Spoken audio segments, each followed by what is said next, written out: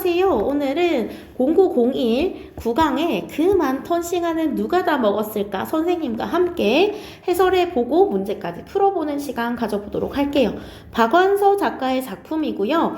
자전적인 소설이에요. 자전적이 뭐냐면 여기 지금 보면은 생생한 체험과 놀라운 기억력을 바탕으로 제시했다라고 되어 있죠. 자신의 이야기를 쓴 걸 말해요. 자신의 이야기를 소재로 쓴 소설을 자전적이라고 하고요. 그렇다고 실화를 바탕으로 무조건 실화만 다 적었을 때는 일기장이라든지 수필 분류로 빠질 수 있기 때문에 아주 조금의 각색은 들어갈 수 있겠죠. 자, 그래서 이 작가의 특징을 보자면요. 자전적인 소설 주로 발표했고요. 6.25 전쟁의 오랜 피해의식에서 벗어나 삶을 간조적으로 바라보는 면모도 보여주고 있습니다. 간조적이라는 건 멀리 떨어져서 지켜보다라는 뜻이에요. 자, 이 소설의 줄거리 먼저 보자면요. 나의 일생이 나옵니다. 일생이라기보다 어렸을 적부터 어른이 됐을 때까지가 나오는데요. 그렇다고 뭐 일대기적 구성처럼 태어나서부터 죽을 때까지 있는 건 아니고 단편적으로 어릴 때 겪었던 일과 어른일 때의 일을 회상과 현재 이야기를 반복해가면서 이어져 있는데요. 자, 일단은요, 줄거리에서 보더라도 나는 어려서 아버지를 잃었지만 조부모와 어머니, 오빠와 더불어 개풍지방 박적골에서 행복한 어린 시절을 보낸다. 박적골이 고향인가 봐요. 개풍이 어디야 할 텐데 북한입니다. 북한에서 태어났대요. 생활력이 강하고 교육열이 대단했던 어머니는 오빠와 나를 서울로 데려가서 삭바느질로 생계를 꾸리면서 공부를 시킨다. 나는 서울 생활에서 즐거운 일도 많이 겪었지만 개풍에서 먹던 새콤한 싱아를 먹지 못해 속이 울렁거리기도 한다. 고향에 대한 향수예요. 요거는 향기 나는 그 퍼퓸 할 때 그 향수 아니고요. 그 고향 할 때 향자에 그리울 숫자를 써서 향수입니다. 오빠는 상업고등학교를 졸업한 후 일제 군수 물자를 납품하는 철공소에 취직한다. 일제 말기 이때는 민족 말살 정책 그리고 병참 기지화 전쟁에 참여하는 기지화 시켜서 한국을 이끌어 가자라는 생각이 많았을 때라서 수탈이 극심했을 시절이었어요. 그러면서 창씨 개명을 할 때도 전통의 자부심을 갖고 계시던 할아버지의 반대로 개명을 결국 하지 않았대요. 돌아가신 후에도 엄마가 창씨 개명을 하자는 제안을 했지만 오빠와 숙부에게 했을 때 집안의 장손이 된 오빠는 조금만 더 참아보자면서 이에 반대하게 됩니다. 그 무렵 나는 새로 사귄 친구 복순이와 함께 도서관에서 책을 읽기에 빠져듭니다. 징용과 징병, 공출, 일제의 수탈들이 되겠죠. 어지러운 생활 속에서도 오빠는 결혼을 하는데 일제가 패전하면서 조선은 해방되고 미국과 소련의 군정이 시작된다. 가난과 징용을 피해 떠났던 사람들이 돌아오고 자유민주주의와 친일파 처단을 외치는 구호가 울려 퍼지며 좌우익 대립이 갈수록 심해지면서 사회는 혼란스러워진대요. 몸이 약했던 올케 언니는 결국 사망하게 되고요. 오빠는 좌익 활동에 몰두하게 되죠. 분명 위험해질 텐데 위험을 암시합니다. 나는 상급 학교에서 문학 공부를 하게 되는데요. 새언니와 재혼한 오빠는 시골 중학교 교사로 근무하며 자익 활동에 거리를 두고 가장의 자리로 복귀합니다. 결국 1950년 나는 서울대 물리대에 입학하지만 6.25 전쟁이 터지게 되고요. 서울이 인민군에게 점령당하게 되면서 오빠는 의용군으로 끌려가게 됩니다. 끌려가게 돼요. 의용군은 이제 인민군 이라고 보면 돼요. 그러나 그 공산주의 세상이 뒤집히면서 서울이 국군에게 수복되고 나서 이번에는 인민군을 도왔다는 이유로 우리 집은 수색을 당하게 되고요. 작은 숙부는 사형되게 됩니다. 145태로 피난을 갈 때 오빠가 돌아왔고요. 상처를 입고 만신창이가 되어 돌아온 오빠 때문에 결국 우리 가족은 피난을 가지 못하고 서울 달동네 현저동 버려진 집에 숨게 되면서 고통스러운 시간을 언젠가 글로 쓰겠다고 다짐하면서 끝나게 돼요. 핵심 정리 보면요. 여기 성장소설인데요. 성장은 주인공이 정신적인 또는 육체적인 성숙을 하는 걸 성장소설이라고 하는데요. 보통 정신적 성숙을 더 많이 다루고 있습니다. 자전적이라는 아까도 말했지만 자신의 이야기 하는 거고요. 회고는 돌아보다 라는 뜻이 있고, 고백은 낱낱이 밝혀 말하다, 묘사는 그림 그리듯이 표현하다, 자전은 자신의 이야기를 하다. 이제 모르는 거 없죠? 자, 그리고 나서 주제를 보면요. 전쟁의 비극, 식민지의 비극을 거친 한 개인의 육체적 정신적 성장 과정. 그래서 성장 소설인 거네요. 그래서 담담히 예상하고 있습니다. 왜냐면 어린아이 서술자가 아니라 서술자 나가 어린 시절에 겪었던 일을 이야기하고 있는 거기 때문이에요. 그리고 서울과 시골의 모습을 대비해서 나의 심리를 부각하는 모습 보여줍니다. 자, 내용 한번 볼게요. 학기 초에 새 교과서를 받으면 책을 뒤져서 미리 재미있는 이야기를 골라놨다가 심심할 때면 소리를 높여 읽고 또 읽는 게 기껏 내 나름의 갈증 해소 방법이었다. 갈증 해소라고 하는 거 보니까 나는 독서에 갈증을 느끼고 있나 봐요. 그래서 그거를 책 읽고 싶은 욕구를 해결하는 나만의 방법이 바로 교과서에서 찾는 건 것 같아요. 오빠왕엔 얼마 안 되는 오빠의 책이 따로 있었지만 거의가 우리말로 된 소설책이어서 나는 조금도 흥미를 느낄 수가 없었다. 학교에서 전혀 우리말을 가르치지 않았기 때문에 이게 바로 일제강점기의 그 모습이죠. 한글을 쓸 줄 아는 내 또래는 아주 드물었다. 학교에서는 일본어를 가르쳤어요. 국어라고 하면서요. 조선어 말살 정책에 따라서 그랬습니다. 나는 그런 드문 아이 중에 하나였지만 그것을 긍지로 여기기에 나는 너무 철이 없었대요. 시골서 어렸을 때 잠깐 배운 한글이었으니 잊어버릴 법도 했다. 그런데 잊어버리지 않은 것은 한글을 써먹을 기회가 종종 있었기 때문이었다. 그 기회는 시골에 계신 조부모님께 문안 편지를 쓰는 일이었대요. 나는 할아버지 할머니를 마음으로부터 좋아했다. 나에게 고향과 조부모님은 따로따로가 아니라 한 덩어리였다. 고향을 생각하면 조부모님이 떠오르고 조부모님을 생각하면 고향이 떠오르니까 이렇게 이야기했네요. 만약 고향에 그분들이 안 계신다면 1년에 2차례 귀향이 그렇게 가슴 설렐 까닭이 없었다. 그러나 만약 그분들이 박적골이 아닌 딴 데 계신다면 그분들이 그렇게 그리울 것 같지 않았다. 나는 할아버지가 반신불수, 할아버지가 풍이 오셨나봐요. 중풍이 와서 병이나 사고로 반신이 마비되는 일을 반신불수라고 한대요. 그런 것까지도 박적굴의 터줏대감 닿았다고 생각했대요. 핏빛 전형 노을을 배경으로 건들대는 수수이삭을 보고 싶은 것과 같은 달콤하고도 쓸쓸한 정서였다. 고향에 대한 정서가 이렇대요.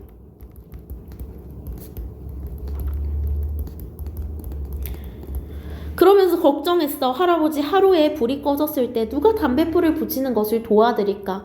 사촌 동생은 아직 어리고 이번 방학에 내려가면 할아버지 말씀대로 입에 혀처럼 일을 시키는 사람의 뜻대로 움직이는 거 관용구예요. 잘해야지 라고 하면서 내가 쓰고 싶은 편지는 그런 내 마음을 나타내는 것이어야 했대요. 근데 엄마는 내가 내 마음대로 편지를 쓰도록 내버려두지 않았대요. 엄마는 편지에는 일정 틀이 있다고 믿고 있었고 거기에 어긋나는 편지를 딴 사람도 아닌 우더른에게 드린다는 건 말도 안 된다는 생각을 가지고 있었다. 격식과 예의를 중시하는 사람인 것 같죠. 그래서 엄마는 나를 불러 앉히고 마치 받아쓰기처럼 편지를 쓰게 했다. 편지는 늘 비슷한 말로 시작했다. 할머님 전 할아버님 전 상서는 올려 보내드립니다 라는 뜻이에요. 할아버님 기체 후 일양만강하옵시고, 기체 후 일양만강은 정신과 몸이 모두 다 건강하시옵고 라는 뜻이에요. 대강 이런 식으로 쓰였대요. 그리고 항렬 순서대로, 항렬 순서는 집안의 서열이라고 볼 수 있어요. 그래서 온 집안 식구 안부를 다 묻고 나서 이쪽도 염려 없인 덕택으로 몸성이 잘 있다라고 약간 말만 바꾸어서 그 계절, 추나 추동 계절에 따라서 일기가 이만저만 불순한 계절에 행여 옥체는 귀하신 몸, 미령, 상하실까봐 무난 여쭙는다 이렇게 적어야 됐대요. 저 같아도 싫어요. 그쵸? 너무 이렇게 격식을 차려서 편지를 보내야 되니까 나는 이런 받아쓰기가 너무 따분하고 재미가 없었대요. 그래서 편지를 쓸 때마다 몸이 비비 꼬였대. 한글을 쓸 줄 몰랐더라면 이런 고역을 안 치르는 건데 하는 생각이 들 정도였대요.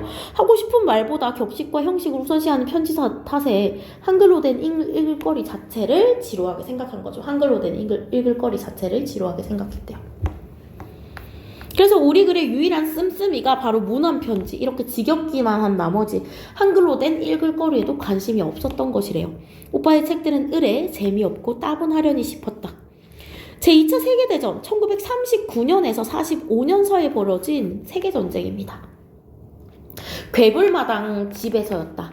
자, 괴불마당은 뭐냐면요, 요렇게 해서 쓰는 행주가 있어. 여기 탯을 달아가지고 요렇게 생긴 탯을 달린 행주가 있거든요. 요걸 괴불이라고 해요. 그래서 괴불마당이라는 건 집 마당이 이렇게 세모인 데다가 집이 요렇게 있는 거예요. 그래서 대문 들어가서 봤을 때 집이 이렇게 괴불 모양으로 세모로 생겨서 괴불마당이라고 했습니다. 일본 사람들이 대동아 전쟁이라고 했다. 자, 대동아 전쟁은요, 사실 태평양 전쟁을 일본 입장에서 동아시아가 단결할 수 있는 전쟁이다 라고 해서 미화시킨 거라고 볼 수 있어요. 그러니까 우리는 대동아 전쟁 말고 그냥 태평양 전쟁 정도로 생각하시면 될 것 같아요. 나는 그게 무엇인지도 몰랐지만 신이 났다. 전쟁에 대해서 잘 모르는 어린아이의 순진함이 드러나죠. 우리는 그 전부터 이미 호전적으로 길들여져 있었다. 일본 정부가 일본에서 어린아이들까지 싸움에 흥미를 느낄 수 있도록 길들였다는 걸 짐작할 수 있어요. 자, 일본은 이미 중국과의 전쟁을 하고 있었고, 우리는 중국을 짱꼴라, 장개석, 효가이 새끼라고 부르면서 덮어놓고 무시할 때였다. 동무들하고 싸울 때도 짱꼴라라고 놀려주는 게 가장 심한 모욕이었대요. 상대를 무시하는 마음이 담긴 표현들을 통해서 일본의 선전이 아이들의 사고에 영향을 미쳤음을 알 수 있어요. 한마디로 지금 말로 가스라이팅 당한 거죠. 일본은 멋있고 일본이랑 싸우는 중국은 미개해 라는 생각을 심어준 거예요. 아침에 운동장에서 조회를 할 때마다 한국 신민맹세를 하고 나서 군과 행진곡에 발을 맞춰 교실에 들어갈 때면 괜히 피가 뜨거워지곤 했는데, 그건 뭔가를 무찌르러 달려나가야 할 것 같은 호전적인 정열이었다.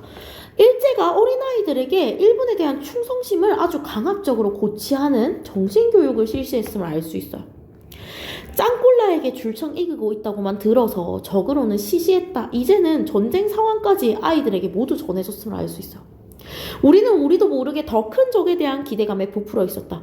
쇼가이 새끼에다 루스베르토는 루즈벨트 대통령, 짤지루, 처칠입니다. 영국의 윈스턴 처칠, 무찔러야 할 악의 괴수로 추가되고 매일매일 승전의 소식이 전해졌다. 어느 날인가 고무가 무진장 나는 남양군도가 다 일본 땅이 됐다며 태평양 적도 부근에 있는 흩어져 있는 섬해물이에요. 국민 학생들에게 고무공을 하나씩 거저 나눠주기도 했다. 전쟁 선전이죠, 이런 게. 그러나 자랑 끝에 불 붙는다고 그 후 얼마 안 돼서 쌀이 배급제가 되더니 운동화와 고무신까지 배급제가 되었다. 일본이 태평양 전쟁에서 불리한 위치에 놓이게 됩니다. 그러면서 그러한 사실을 속담을 사용해서 표현해서 요거는 풍요법이라고 볼 수 있어요. 쌀은 식구에 따라 배급 통장을 만들어 주었지만 고무신은 동네의 애국반을 통해 한 반에 한두 켤레씩 나오면 제비를 뽑아서 순서를 정했다. 동네에 이런 반상회를 만든 것도 결국 감시의 역할을 했습니다. 국가에 충성하지 않는 사람을 잡아내기 위해서 만들었다라고 볼 수 있어요. 반상회 때마다 꽝밖에 못 뽑는 엄마는 우리는 제비에는 소질이 없나 보다 하고 한탄을 하곤 했다. 생활 필수품이 하루하루 귀해지기 시작했다. 창씨 개명령은 그보다 앞서 내렸는데 생활이 각박해지면서 그 강제성도 심해져 더욱 인심을 흉흉하게 만들었다고 해요. 근데 우리는 이름을 바꾸지 않았대요. 왜? 할아버지가 내 눈에 흙이 들어가기 전까지는 그것만 안 된다고 완강하게 나오셨기 때문에. 호주의 권한이었어. 그래서 남대문에 장사하던 숙부는 성을 안 갈아서 장사가 잘 안 된다고 창씨 개명을 하고 싶어 했고요. 엄마는 엄마대로 오빠의 사회생활이나 나의 학교생활에 지장이 있을까봐 마음을 바꾸시길 바랬대요. 이건 자식들에게 불이익이 생길까봐 걱정하는 어머니의 마음이죠. 그래서 숙부와 엄마는 할아버지와 달리 창씨 개명을 찬성하는 입장이었음을 알 수 있어요. 그건 생활 때문이겠죠. 사실 친일을 했다라기보다는 생활이 어려워서 그랬던 거예요. 자, 이 글을 읽고 알 수 있는 당시의 시대 상황이 아닌 것은요, 농촌 붕괴로 인해 도시와 농촌 간의 경제적 격차가 커졌다는 거겠죠. 여러분 바로 문제로 들어와서 그냥 따라 들어왔을 텐데 말고요. 멈춰놓고 문제부터 푸세요 여러분. 제가 갑자기 들어와서 놀라셨죠? 다 읽었으니까 여기까지 멈춰놓고 문제 한번 푸시고 나머지 문제 보셔야 돼요. 당시 시대 상황이 아닌 거 한글을 가르치지 않았고요. 일제강점기 민족 말살 쌀과 고무신 운동화를 배급했다 그러고요. 호주의 권한이 지금보다 컸기 때문에 할아버지의 의견이 우선시된 거죠. 한국 신민맹세 하는 거 있었죠. 선전의 역할을 합니다. 농촌 붕괴에 대한 이야기 없었어요. 5번이 정답이겠네요. 기억을 볼 때 엄마의 성격으로 가장 적절한 거 기체호 만수무강 잊을 수 없죠. 할아버지한테 편지 쓸 때 이런 식으로 쓰는 사람 있나요? 자, 그래서 이런 거 보더라도 우더른에 대한 예의 범절을 중시합니다. 2번이 되겠죠?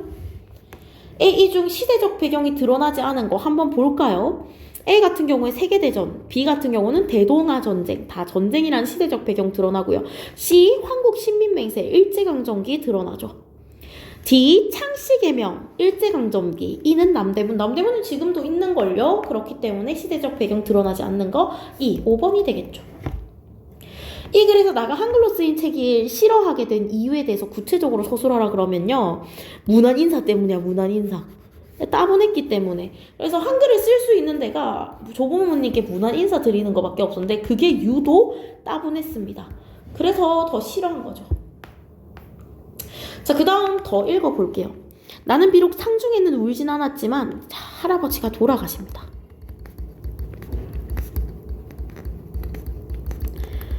누구보다 오래 할아버지를 여인 상실감과 할아버지에 대한 자잘한 기억들을 간직하고 있었다.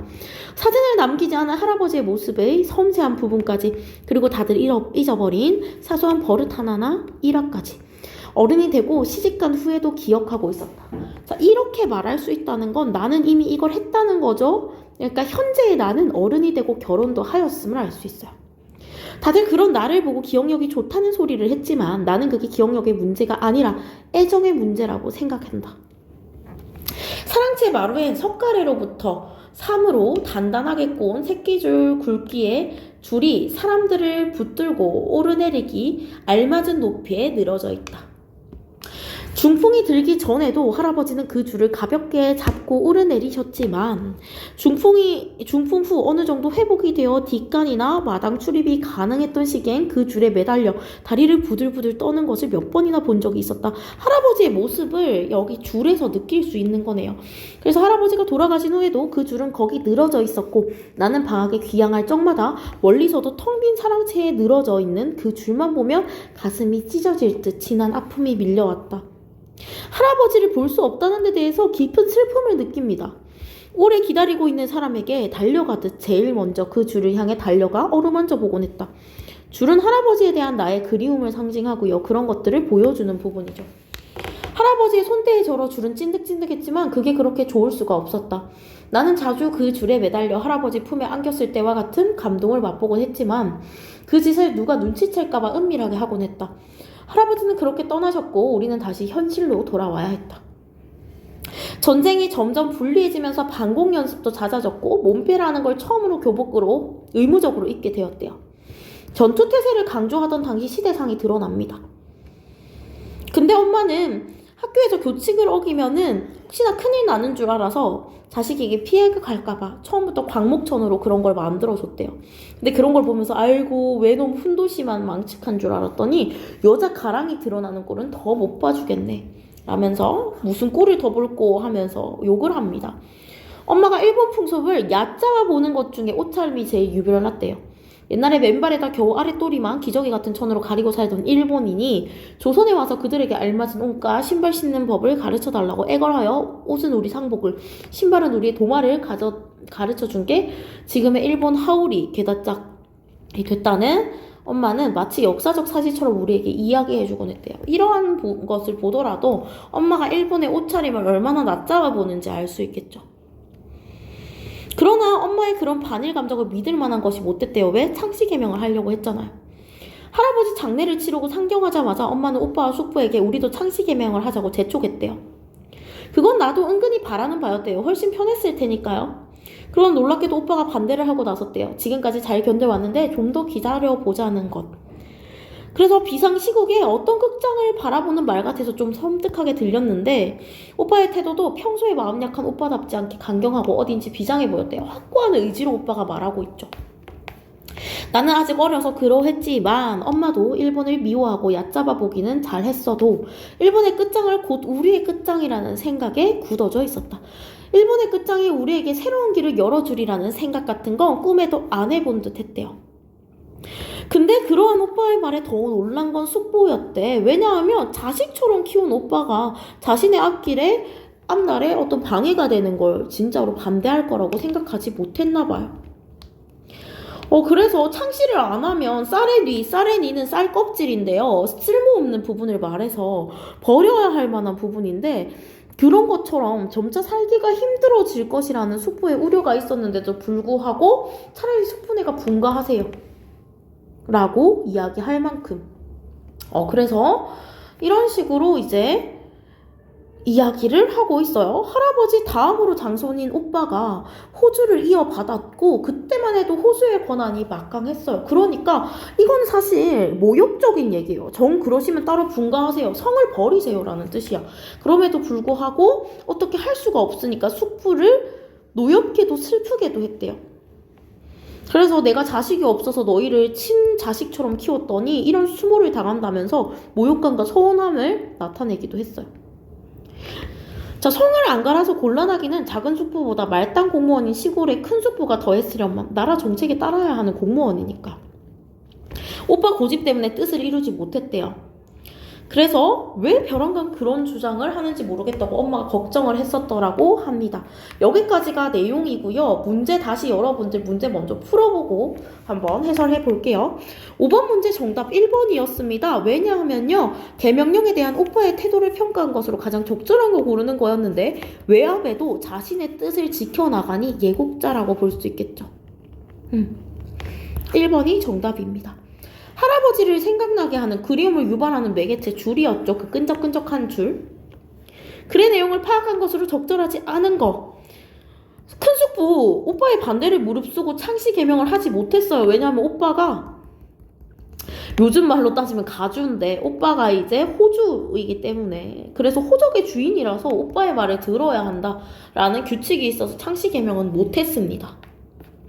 자, 여기까지 해서 문제도 다 풀어봤고요. 문제 답은 한 번 더 불러드릴게요. 1번에 5번, 2번에 2번, 3번에 5번, 4번에는 이렇고요. 그리고 5번에 1번, 6번에 줄, 7번에 5번입니다. 자, 여기까지 모두들 수고하셨고요. 또 다음 영상에서 만나도록 할게요, 여러분. 안녕.